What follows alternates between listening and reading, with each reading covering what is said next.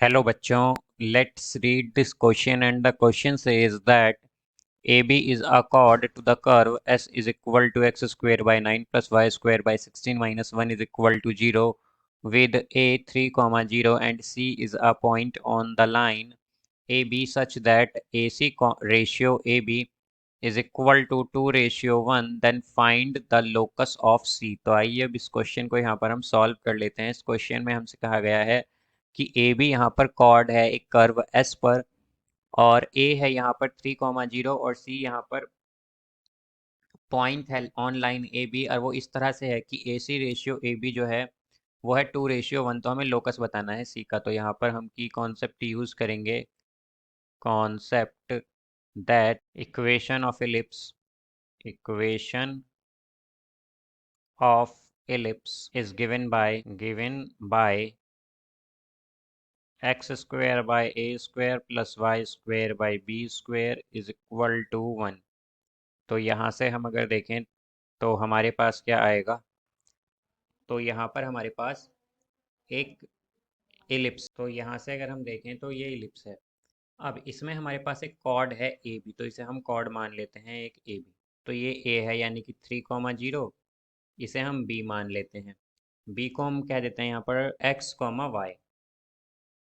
अब यहाँ से हमारे पास आगे क्या है कि एक पॉइंट सी है यहाँ पर, और सी इस तरह से है कि ए सी रेशियो ए बी जो है वो 2 रेशियो 1 है। तो यहाँ पर ये सी है, तो सी के पॉइंट हम मान लेते हैं कि सी है हमारा h, यह है h, तो अब अगर हम देखें तो बी, अगर हम देखते हैं तो बी पॉइंट क्या है यहाँ पर, ये मिड पॉइंट हो जाएगा हमारा बी जो है। तो एक्स कोऑर्डिनेट क्या आएगा इसका, एक्स आ जाएगा यहाँ पर h+3/2 कॉम, और y आएगा यहाँ से k/2। ये हमारा मिड पॉइंट है, बिकॉज जो बी पॉइंट कोऑर्डिनेट है यहाँ पर, बी पॉइंट क्या है यहाँ पर, मिड पॉइंट है। तो हम जानते हैं मिड पॉइंट कैसे आता है, x आता है x1+x2/2, y आता है y1+y2/2। तो यहाँ पर हमने वही यूज़ किया है। अब बेसिकली ये जो बी पॉइंट है ये किस पर है, हमारा कर्व पर है।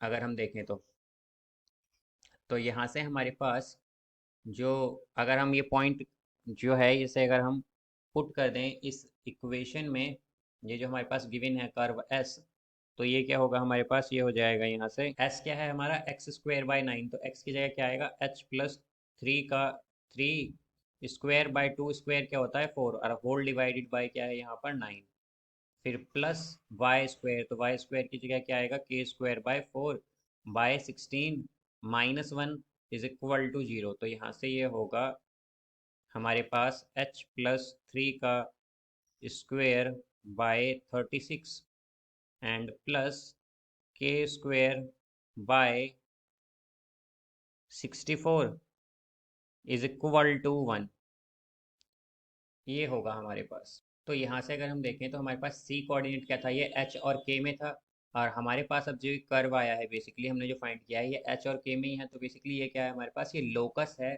पॉइंट सी के लिए, और यही हमें यहाँ पर फाइंड करना था। So I hope you understood it well, best of luck, thank you.